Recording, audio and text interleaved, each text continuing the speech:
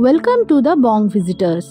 বন্ধুরা, আজকে আপনাদের সিকিমের রা বাংলায় একটি দারুণ হোটেলের সন্ধান দেব, যেই হোটেলের রুম থেকেই বুদ্ধ মূর্তি খুব সুন্দরভাবে দেখা যায় আর এখানকার পরিবেশও অসাধারণ। তাহলে ভিডিওটি শেষ পর্যন্ত দেখতে থাকুন এবং আমাদের চ্যানেলকে যদি লাইক, শেয়ার, সাবস্ক্রাইব না করে থাকেন তাহলে এক্ষুনি করে ফেলুন।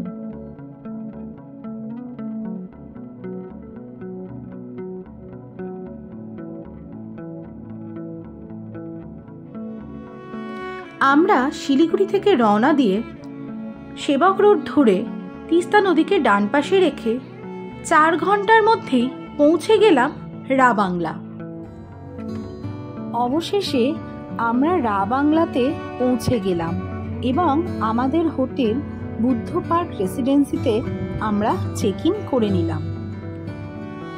হোটেলের রুমগুলি খুবই বড় এবং খুব স্পেসিয়াস, এবং এই রুমগুলির সবথেকে বড় স্পেশালিটি হচ্ছে রুমের ভেতর থেকেই বুদ্ধ দর্শন করা যায়।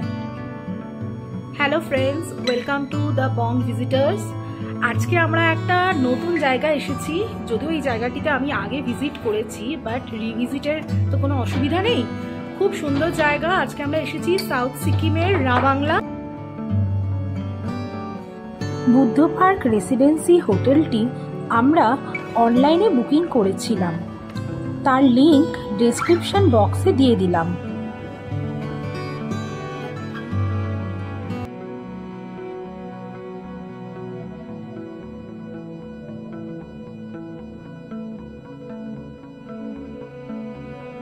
বুদ্ধ পার্ক রেসিডেন্সি হোটেলটি বুদ্ধ পার্কের ভিতরেই অবস্থিত এবং এখানকার সবথেকে বড় অ্যাডভান্টেজ হলো আপনাকে বুদ্ধ পার্ক প্রবেশ করার জন্য কোনো আলাদা করে প্রবেশ মূল্য লাগবে না এবং আপনি যে কোনো সময় এই বুদ্ধ পার্কে প্রবেশ করতে পারবেন।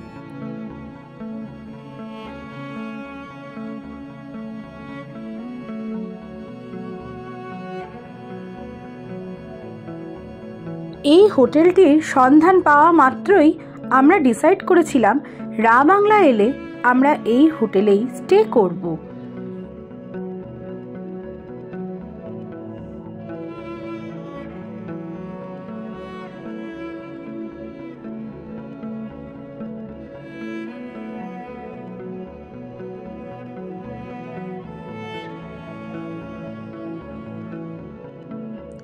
সিকিম আমাদের পশ্চিমবঙ্গের খুব কাছেই একটি রাজ্য, তাই আমরা 2-1 দিনের ছুটিতেই খুব ভালোভাবে সিকিম ঘুরতে পারি।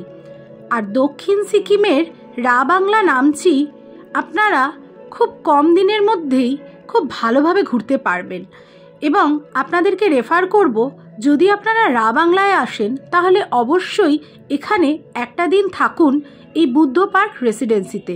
শুধু বুদ্ধ মূর্তি দর্শন নয়, চারপাশের পরিবেশও অসাধারণ। এখানে এলে আপনার মনের এক অন্যরকম শান্তি আপনি পাবেন।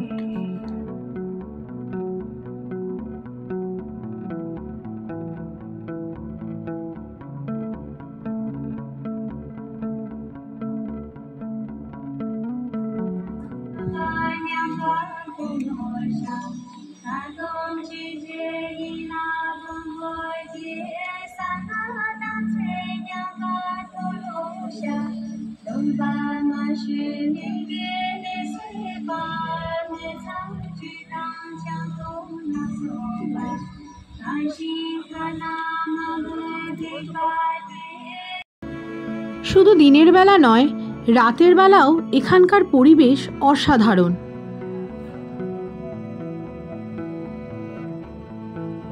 আজকে তবে এই পর্যন্ত। আবার আপনাদের সাথে দেখা হবে নতুন কোনো জায়গায়। ততক্ষণ সকলে ভালো থাকবেন এবং আমাদের চ্যানেলটিকে অবশ্যই লাইক, শেয়ার, সাবস্ক্রাইব করবেন।